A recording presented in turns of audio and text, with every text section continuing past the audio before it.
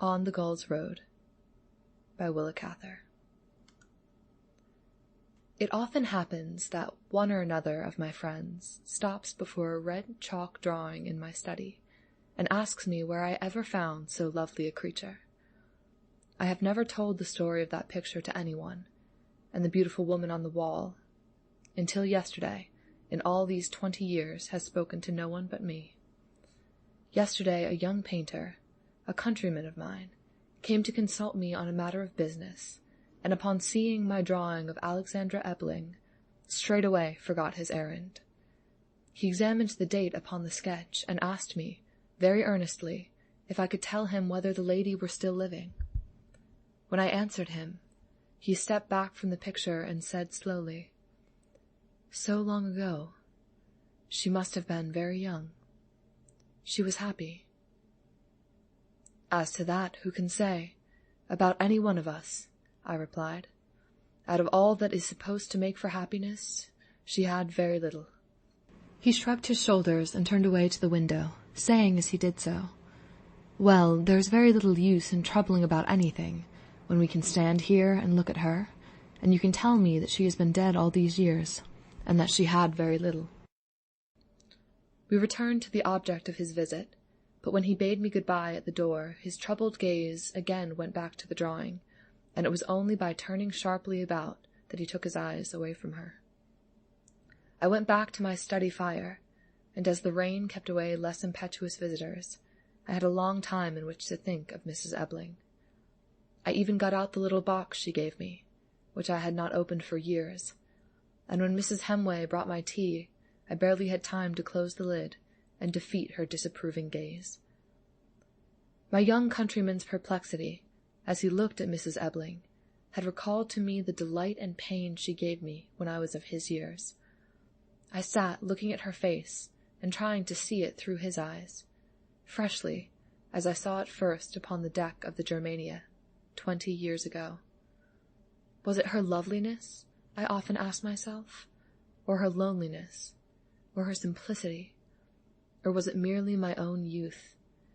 Was her mystery only that of the mysterious north out of which she came? I still feel that she was very different from all the beautiful and brilliant women I have known, as the night is different from the day, or as the sea is different from the land. But this is our story, as it comes back to me. For 2 years I had been studying Italian and working in the capacity of clerk to the American legation at Rome, and I was going home to secure my first consular appointment. Upon boarding my steamer at Genoa, I saw my luggage into my cabin and then started for a rapid circuit of the deck. Everything promised well.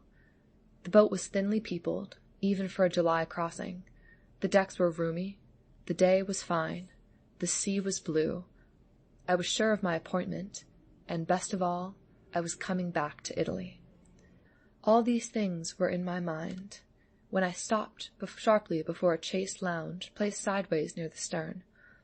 Its occupant was a woman, apparently ill, who lay with her eyes closed, and in her open arm was a chubby little red-haired girl, asleep.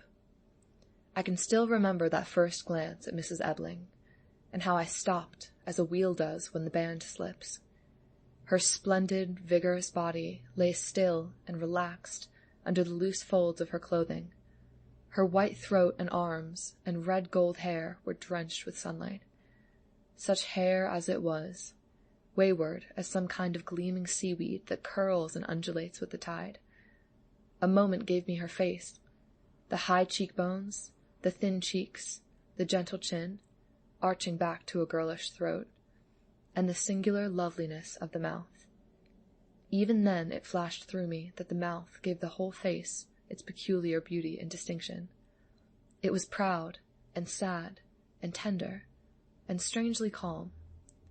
The curve of the lips could not have been cut more cleanly with the most delicate instrument, and whatever shade of feeling passed over them seemed to partake of their exquisiteness. But I am anticipating. While I stood stupidly staring, as if at 25 I had never before beheld a beautiful woman, the whistles broke into a hoarse scream, and the deck under us began to vibrate. The woman opened her eyes, and the little girl struggled into a sitting position, rolled out of her mother's arm, and ran to the deck rail. After putting my chair near the stern, I went forward to see the gangplank up, and did not return until we were dragging out to sea at the end of a long tow line. The woman in the chaise lounge was still alone. She lay there all day, looking at the sea. The little girl, Karen, played noisily about the deck. Occasionally she returned and snuggled up into the chair, plunged her head, round and red as a little pumpkin, against her mother's shoulder in an impetuous embrace, and then struggled down again with a lively flourishing of arms and legs. Her mother took such opportunities to pull up the child's socks, or to smooth the fiery little braids. Her beautiful hands, rather large and very white, played about the riotous little girl with a quieting tenderness. Karen chattered away in Italian and kept asking for her father, only to be told that he was busy. When any of the ship's officers passed, they stopped for a word with my neighbor, and I heard the first mate address her as Mrs. Ebbling. When they spoke to her, she smiled appreciatively, and answered in low, faltering Italian. But I fancied that she was glad when they passed on, and left her to her fixed contemplation of the sea. Her eyes seemed to drink the color of it all day long, and after every interruption they went back to it. There was a kind of pleasure in watching her satisfaction, a kind of excitement in wondering what the water made her remember or forget. She seemed not to wish to talk to anyone, but I knew I should like to hear whatever she might be thinking. One could catch some hint of her thoughts, I imagined, from the shadows that came and went across her lips, like the reflection of light clouds. She had a pile of books beside her, but she did not read it, and neither could I. I gave up trying at last, and watched the sea, very conscious of her presence, almost of her thoughts. When the sun dropped low and shone upon her face, I rose and asked if she would like me to move her chair. She smiled and thanked me, but said the sun was good for her. Her yellow hazel eyes followed me for a moment, and then went back to the sea. After the first bugle sounded for dinner, a heavy man in uniform came up the deck and stood beside the chaise lounge, looking down at its two occupants with a smile of satisfied possession. The breast of his trim coat was hidden by waves of soft blonde beard, as long and heavy as a woman's hair, which blew about his face in glittering profusion. He wore a large turquoise ring upon the thick hand that he rubbed good-humoredly over the little girl's head. To her he spoke Italian, but he and his wife conversed in some Scandinavian tongue. He stood stroking his fine beard until the second bugle blew, then bent stiffly from his hips, like a soldier, and patted his wife's hand as it lay on the arm of her chair. He hurried down the deck, taking stock of the passengers as he went, and stopped before a thin girl with frizzed hair and a lace coat, asking her a facetious question in thick English. They began to talk about Chicago and went below. Later I saw him at the head of his table in the dining room, the befrizzed Chicago lady on his left. They must have gotten a famous start at luncheon, for by the end of dinner Ebbling was peeling figs for her, presenting them on the end of a fork. The doctor confided to me that Ebbling was the chief engineer and the dandy of the boat, but this time he would have to behave himself, for he had brought his sick wife along for the voyage. She had a bad heart valve, he added, and was in a serious way. After dinner Ebbling disappeared, presumably to his engines, and at 10 o'clock, when the stewardess came to put Mrs. Ebbling to bed, I helped her to rise from her chair, and the second mate ran up and supported her down to her cabin. About midnight I found the engineer in the card-room, playing with the doctor, an Italian naval officer, and the commodore of a Long Island yacht club. His face was even pinker than it had been at dinner, and his fine beard was full of smoke. I thought a long while about Ebbling and his wife before I went to sleep. The next morning we tied up at Naples to take on our cargo, and I went on shore for the day. I did not, however, entirely escape the ubiquitous engineer, whom I saw lunching with the Long Island Commodore at a hotel in the Santa Lucia. When I returned to the boat in the early evening, the passengers had gone down to dinner, and I found Mrs. Ebbling quite alone upon the deserted deck. I approached her and asked whether she had had a dull day. She looked up, smiling, and shook her head, as if her Italian had quite failed her. I saw that she was flushed with excitement, and her yellow eyes were shining like two clear topazes. Dull? Oh, no. I love to watch Naples from the sea in this white heat. She has just lain there on her hillside among the vines and laughed for me all day long. I have been able to pick out many of the places I like best. I felt that she was really going to talk to me at last. She had turned to me frankly, as to an old acquaintance, and seemed not to be hiding from me anything of what she felt. I sat down in a glow of pleasure and excitement, and asked her if she knew Naples well. Oh, yes. I lived there for a year after I was first married. My husband has a great many friends in Naples. But he was at sea most of the time, so I went about alone. Nothing helps one to know a city like that. I came first by sea, like this, directly to Naples from Finnmark, and I had never been south before. Mrs. Ebbling stopped and looked over my shoulder. Then, with a quick, eager glance at me, she said abruptly, "It was like a baptism of fire. Nothing has ever been quite the same since.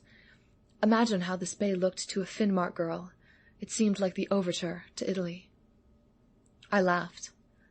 And then one goes up the country, song by song and wine by wine. Mrs. Ebbling sighed. Ah, yes. It must be fine to follow it.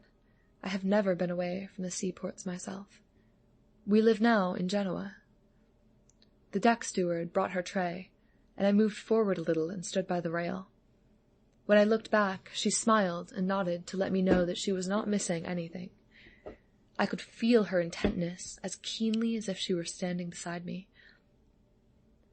The sun had disappeared over the high ridge behind the city, and the stone pines stood black and flat against the fires of the afterglow. The lilac haze that hung over the long, lazy slopes of Vesuvius warmed with golden light, and films of blue vapor began to float down toward Baiae. The sky, the sea, and the city between them turned a shimmering violet, fading grayer as the lights began to glow like luminous pearls along the waterfront, the necklace of an irreclaimable queen. Behind me I heard a low exclamation, a slight, stifled sound, but it seemed the perfect vocalization of that weariness with which we at last let go of beauty, after we have held it until the senses are darkened. When I turned to her again, she seemed to have fallen asleep.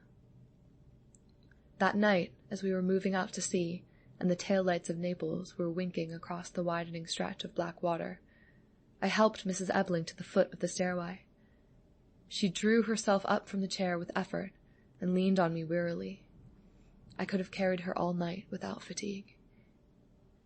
"May I come and talk to you tomorrow?" I asked. She did not reply at once. "Like an old friend," I added. She gave me her languid hand, and her mouth, set with the exertion of walking, softened altogether. "Grazia," she murmured. I returned to the deck and joined a group of my countrywomen, who, primed with inexhaustible information, were discussing the baseness of Renaissance art. They were intelligent and alert, and as they leaned forward in their deck chairs under the circle of light, their faces recalled to me Rembrandt's picture of a clinical lecture. I heard them through, against my will, and then went to the stern to smoke and to see the last of the island lights. The sky had clouded over, and a soft, melancholy wind was rushing over the sea. I could not help thinking how disappointed I would be if rain should keep Mrs. Ebbling in her cabin tomorrow. My mind played constantly with her image. At one moment she was very clear and directly in front of me. The next she was far away. Whatever else I thought about, some part of my consciousness was busy with Mrs. Ebbling, hunting for her, finding her, losing her, then groping again. How was it that I was so conscious of whatever she might be feeling, that when she sat still behind me and watched the evening sky, I had had a sense of speed and change, almost of danger, and when she was tired and sighed, I had wished for night and loneliness. Part 2. though when we are young we seldom think much about it. There is now and again a golden day when we feel a sudden, arrogant pride in our youth, in the lightness of our feet and the strength of our arms, in the warm fluid that courses so surely within us, when we are conscious of something powerful and mercurial in our breasts, which comes up wave after wave, and leaves us irresponsible and free. All the next morning I felt this flow of life, which continually impelled me toward Mrs. Ebbling. After the merest greeting, however, I kept away. I found it pleasant to thwart myself, to measure myself against a current that was sure to carry me with it, in the end. I was content to let her watch the sea that seemed now to have come into me, warm and soft, still and strong. I played shuffleboard with the Commodore, who was anxious to keep down his figure, and ran about the deck with the stout legs of the little pumpkin-colored Karen about my neck. It was not until the child was having her afternoon nap below that I at last came up and stood beside her mother. "You are better today," I exclaimed, looking down at her white gown. She colored unreasonably, and I laughed with a familiarity which she must have accepted as the mere foolish noise of happiness, or it would have seemed impertinent. We talked at first of 100 trivial things, and we watched the sea. The coast of Sardinia had lain to our port for some hours, and would lie there for hours to come, now advancing in rocky promontories, now retreating behind blue bays. It was the naked south coast of the island, and though our course held very near the shore, not a village or habitation was visible. There was not even a goatherd's hut hidden away among the low pinkish sand hills. Pinkish sand hills and yellow headlands, with dull-colored scrubby bushes massed about their bases and following the drier watercourses. A narrow strip of beach glistened like white paint between the purple sea and the umber rocks, and the whole island lay gleaming in the yellow sunshine and translucent air. Not a wave broke on that fringe of white sand. Not the shadow of a cloud played across the bare hills. In the air about us, there was no sound but that of a vessel moving silently through absolutely still waters. She seemed like some great sea animal, swimming silently, her head well up. The sea before us was so rich and heavy and opaque that it might have been lapis lazuli. It was the blue of legend, simply, the color that satisfies the soul like sleep. And it was of the sea we talked, for it was the substance of Mrs. Ebbling's story. She seemed always to have been swept along by ocean streams, warm or cold, and to have hovered about the edge of great waters. She was born and had grown up in a little fishing town on the Arctic Ocean. Her father was a doctor, a widower, who lived with his daughter, and who divided his time between his books and his fishing rod. Her uncle was skipper on a coasting vessel, and with him she had made many trips along the Norwegian coast. But she was always reading and thinking about the blue seas of the south. There was a curious old woman in our village, Dame Erikson, who had been in Italy in her youth. She had gone to Rome to study art and had copied a great many pictures there.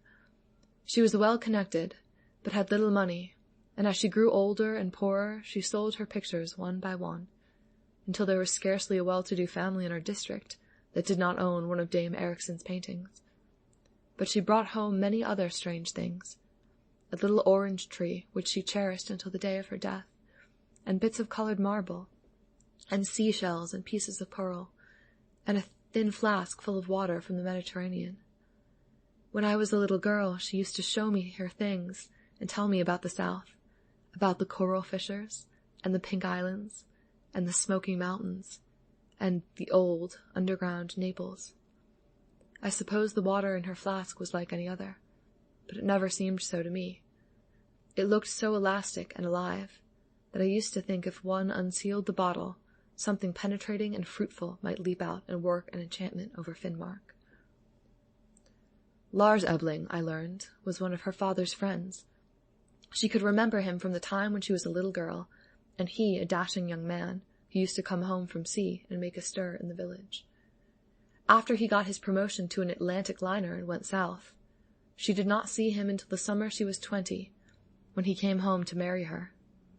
That was 5 years ago. The little girl, Karen, was 3.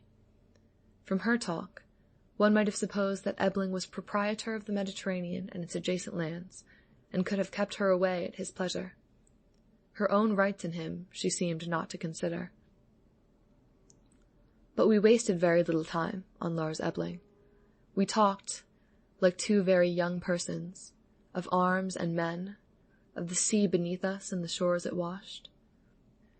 We were carried a little beyond ourselves, for we were in the presence of the things of youth that never change, fleeing past them. Tomorrow they would be gone, and no effort of will or memory could bring them back again. All about us was the sea of great adventure, and below us, caught somewhere in its gleaming meshes, were the bones of nations and navies. Nations and navies that gave youth its hope, and made life something more than a hunger of the bowels. The unpeopled Sardinian coast unfolded gently before us, like something left over out of a world that was gone, a place that might well have had no later news since the corn ships brought the tidings of Actium. "I shall never go to Sardinia," said Mrs. Ebbling. "It could not possibly be as beautiful as this." "Neither shall I replied. As I was going down to dinner that evening, I was stopped by Lars Ebbling, freshly brushed and scented, wearing a white uniform, and polished and glistening as one of his own engines. He smiled at me with his own kind of geniality. "You have been very kind to talk to my wife," he explained. "It is very bad for her, this trip, that she speaks no English. I am indebted to you." I told him curtly that he was mistaken, but my acrimony made no impression upon his blandness. I felt that I should certainly strike the fellow if he stood there much longer, running his blue ring up and down his beard. I should probably have hated any man who was Mrs. Ebbling's husband, but Ebbling himself made me sick. Part 3. The next day I began my drawing of Mrs. Ebbling. She seemed pleased and a little puzzled when I asked her to sit for me. It occurred to me that she had always been among dull people who took her looks as a matter of course, that she was not at all aware that she was really beautiful. I can see now her quick, confused look of pleasure. I thought very little about the drawing then, except that the making of it gave me an opportunity to study her face, to look as long as I pleased into her yellow eyes, at the noble lines of her mouth, at her splendid, vigorous hair. "We have a yellow vine at home," I told her, "that is very like your hair. It seems to be growing while one looks at it, and it twines and tangles about itself, and throws out little tendrils in the wind. Has it any name? We call it love vine." How a little thing could disconcert her. As for me, nothing disconcerted me. I awoke every morning with a sense of speed and joy. At night I loved to hear the swish of the water rushing by. As fast as the pistons could carry us, as fast as the water could bear us, we were going forward to something delightful, to something together. When Mrs. Ebbling told me that she and her husband would be 5 days in the docks in New York, and then return to Genoa, I was not disturbed, for I did not believe her. I came and went, and she sat still all day, watching the water. I heard an American lady say that she watched it like one who was going to die, but even that did not frighten me. I somehow felt that she had promised me to live. All those long blue days when I sat beside her, talking about Finnmark and the sea, she must have known that I loved her. I sat with my hands idle on my knees, and let the tide come up in me. It carried me so swiftly that, across the narrow space of the deck between us, it must have swayed her, too, a little. I had no wish to disturb or distress her. If a little, a very little of it reached her, I was satisfied. If it drew her softly, but drew her, I wanted no more. Sometimes I could see that even the light pressure of my thoughts made her paler. One still evening, after a long talk, she whispered to me, "You must go and walk now, and don't think about me." She had been held too long and too closely in my thoughts, and she begged me to release her for a little while. I went out into the bow and put her far away, at the skyline with the faintest star, and thought about her gently across the water. When I went back to her, she was asleep. But even in those first days I had my hours of misery.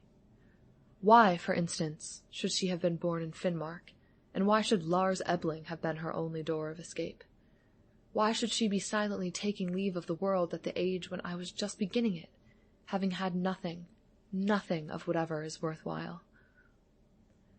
She never talked about taking leave of things, and yet sometimes I felt sure that she was counting the sunsets. One yellow afternoon, when we were gliding between the shores of Spain and Africa, she spoke of her illness for the first time. I had got some magnolias at Gibraltar, and she wore a bunch of them in her girdle, and the rest lay on her lap. She held the cool leaves against her cheek and fingered the white petals. "I can never," she remarked, "get enough of the flowers at the south. They make me breathless, just as they did at first.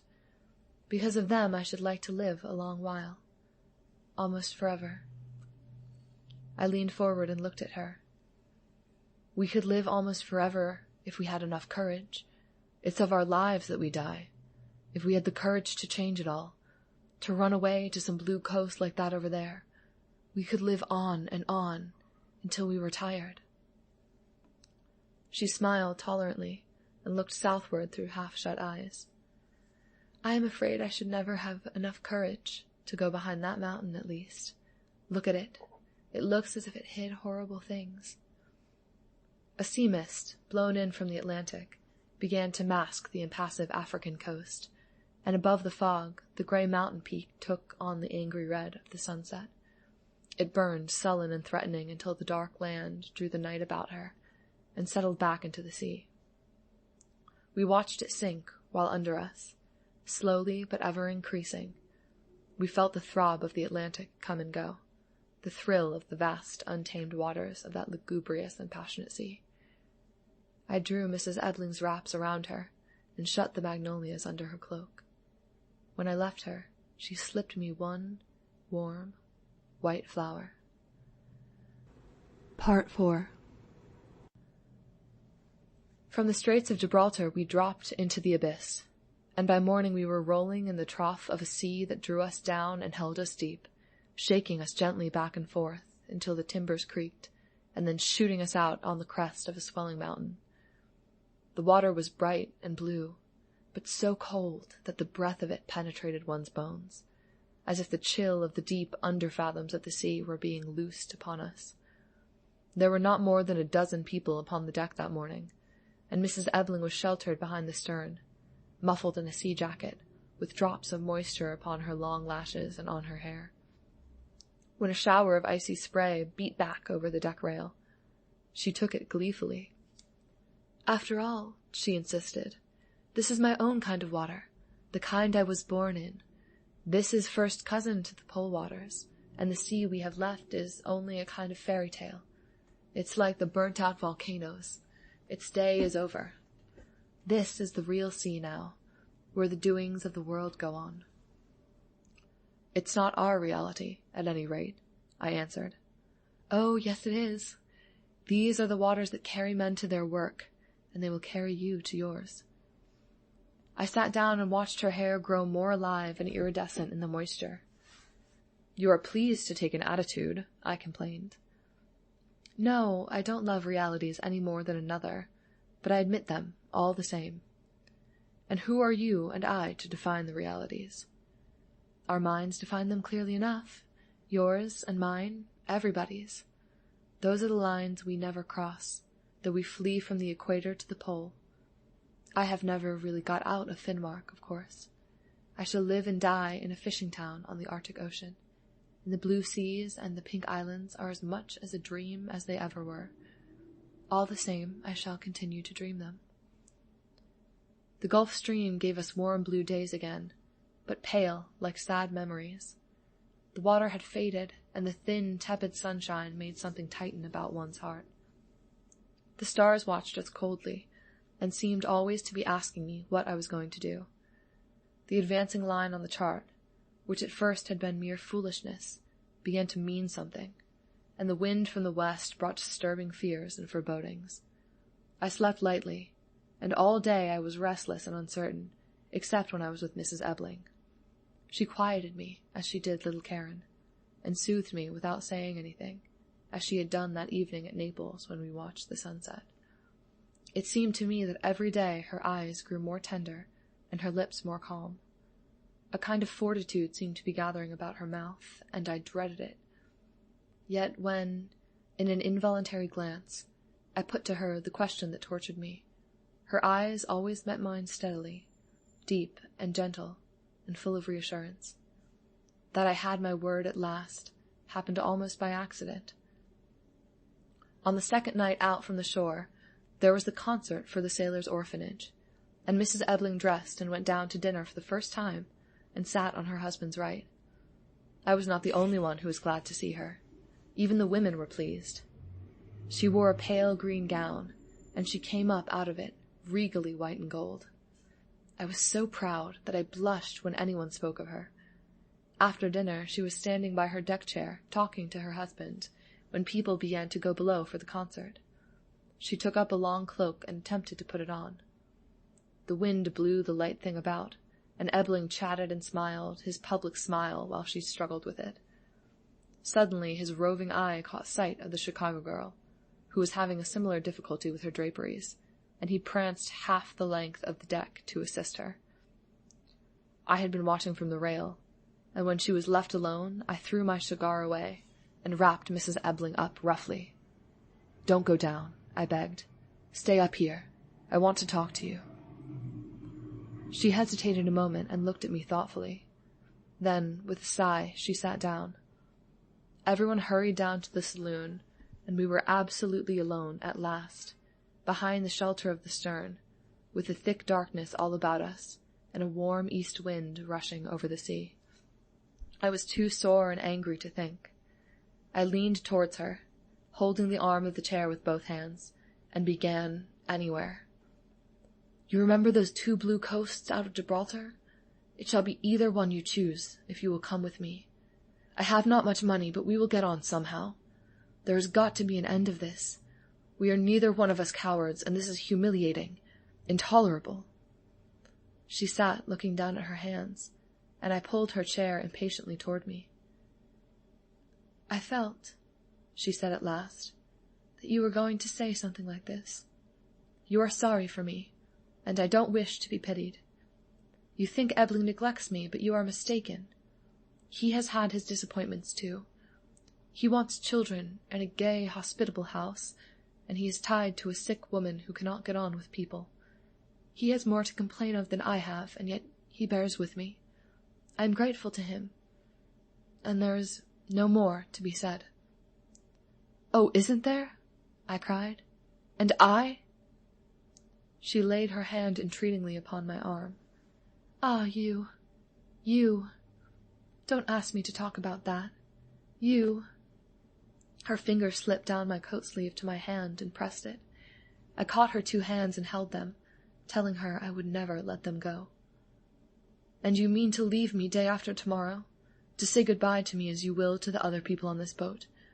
You meant to cut me adrift like this, with my heart on fire and my life unspent in me?" She sighed despondently. "I am willing to suffer, whatever I must suffer, to have had you," she answered simply. "I was ill, and so lonely, and it came so quickly and quietly. Oh, don't begrudge it to me. Do not leave me in bitterness. If I have been wrong, forgive me." She bowed her head and pressed my fingers entreatingly. A warm tear splashed upon my hand.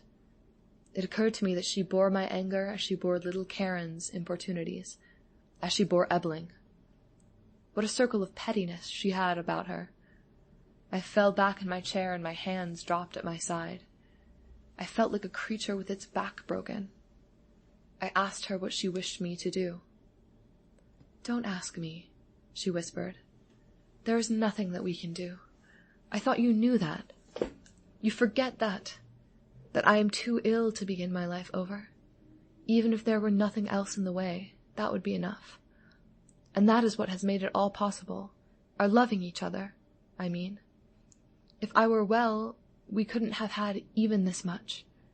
Don't reproach me. Hasn't it been at all pleasant for you to find me waiting for you every morning? To feel me thinking of you when you went to sleep? Every night I have watched the sea for you, as if it were mine and I had made it, and I have listened to the water rushing by you, full of sleep and youth and hope. And everything you had done or said during the day came back to me, and when I went to sleep, it was only to feel you more. You see, there was never anyone else. I have never thought of anyone in the dark but you. She spoke pleadingly, and her voice had sunk so low that I could scarcely hear her. And yet you will do nothing, I groaned. You will dare nothing. You will give me nothing. Don't say that. When I leave you day after tomorrow, I shall have given you all my life. I can't tell you how, but it is true. There is something in each of us that does not belong to the family or to society, not even to ourselves. Sometimes it is given in marriage, and sometimes it is given in love, but oftener it is never given at all. We have nothing to do with giving or withholding it. It is a wild thing that sings in us once, and flies away and never comes back. And mine has flown to you. When one loves like that, it is enough, somehow. The other things can go if they must. That is why I can live without you, and die without you. I caught her hands and looked into her eyes that shone warm in the darkness. She shivered and whispered in a tone so different from any I ever heard, from her before or afterwards. Do you grudge it to me? You are so young and strong that you have everything before you. I shall have only a little while to want you in, and I could want you forever and not weary. I kissed her hair, her cheeks, her lips, until her head fell forward on my shoulder, and she put my face away with her soft, trembling fingers. She took my hand and held it close to her, in both her own. We sat, silent, and the moments came and went, bringing us closer and closer, and the wind and water rushed by us, obliterating our tomorrows and all our yesterdays. The next day, Mrs. Ebbling kept her cabin, and I sat stupidly by her chair until dark, with the rugged little girl to keep me company, and an occasional nod from the engineer. I saw Mrs. Ebbling again only for a few moments when we were coming into the New York harbor. She wore a street dress and a hat, and these alone would have made her seem far away from me. She was very pale, and looked down when she spoke to me, as if she had been guilty of a wrong toward me. I have never been able to remember that interview without heartache and shame, but then I was too desperate to care about anything. I stood like a wooden post and let her approach me, let her speak to me, let her leave me. She came up to me as if it were a hard thing to do, and held out a little package, timidly, and her gloved hand shook as if she were afraid of me. I want to give you something, she said. You will not want it now, so I shall ask you to keep it until you hear from me. You gave me your address a long time ago, when you were making that drawing. Some day I shall write to you and ask you to open this. You must not come to tell me goodbye this morning, but I shall be watching you when you go ashore. Please don't forget that. I took the little box mechanically and thanked her. I think my eyes must have filled, for she uttered an exclamation of pity, touched my sleeve quickly, and left me. It was one of those strange, low, musical exclamations which meant everything and nothing, like the one that had thrilled me that night at Naples, and it was the last sound I ever heard from her lips. An hour later I went on shore, one of those who crowded over the gangplank the moment it was lowered. But the next afternoon I wandered back to the docks and went on board the Germania. I asked for the engineer, and he came up in his shirt-sleeves from the engine room. He was red and disheveled, angry and voluble. His bright eye had a hard glint, and I did not once see his masterful smile. When he heard my inquiry, he became profane. Mrs. Ebbling had sailed for Bremen on the Hobenstaufen that morning at 11 o'clock. She had decided to return by the northern route, and pay a visit to her father in Finnmark. She was in no condition to travel alone, he said. He evidently smarted under her extravagance. But who, he asked, with a blow of his fist on the rail, could stand between a woman and her whim? She had always been a willful girl, and she had a doting father behind her. When she had set her head with the wind, there was no holding her. She ought to have married the Arctic Ocean. I think Ebbling was still talking when I walked away. I spent that winter in New York. My consular appointment hung fire. Indeed, I did not pursue it with much enthusiasm, and I had a good many idle hours in which to think of Mrs. Ebbling. She had never mentioned the name of her father's village, and somehow I could never quite bring myself to go to the docks when Ebbling's boat was in, and ask for news of her. More than once I made up my mind definitely to go to Finnmark and take my chance at finding her. The shipping people would know where Ebbling came from. But I never went. I have often wondered why. When my resolve was made and my courage high, when I could almost feel myself approaching her, suddenly everything crumbled under me, and I fell back as I had done that night when I dropped her hands, after telling her, only a moment before, that I would never let them go. In the twilight of a wet March day, when the gutters were running black outside, and the square was liquefying under crusts of dirty snow, the housekeeper brought me a damp letter, which bore a blurred foreign postmark. It was from Niles Nanestad, who wrote that it was his sad duty to inform me that his daughter, Alexandra Deppling, had died on the 2nd day of February, in the 26th year of her age. Complying with her request, he enclosed a letter which she had written some days before her death. I at last brought myself to break the seal of the second letter. It read thus: My friend, you may now open the little package I gave you. May I ask you to keep it? I gave it to you because there is no one else who would care about it in just that way. Ever since I left you, I have been thinking what it would have been like to live a lifetime caring and being cared for like that. It was not the life I was meant to live, and yet, in a way, I have been living it ever since I first knew you. Of course you understand now why I could not go with you. I would have spoiled your life for you. Besides that, I was ill, and I was too proud to give you the shadow of myself. I had much to give you, if you had come earlier. As it was, I was ashamed. Vanity sometimes saves us when nothing else will, and mine saved you. Thank you for everything. I hold this to my heart, where I once held your hand. Alexandra. The dusk had thickened into night long before I got up from my chair and took the little box from its place in the desk drawer. I opened it and lifted out a thick coil, cut from where her hair grew thickest and brightest. It was tied firmly at one end, and when it fell over my arm it curled and clung about my sleeve like a living thing set free. How it gleamed, how it still gleams in the firelight. It was warm and softly scented under my lips, and stirred under my breath like seaweed in the tide. This, and a withered magnolia flower, and 2 pink seashells. Nothing more. And it was all 20 years ago.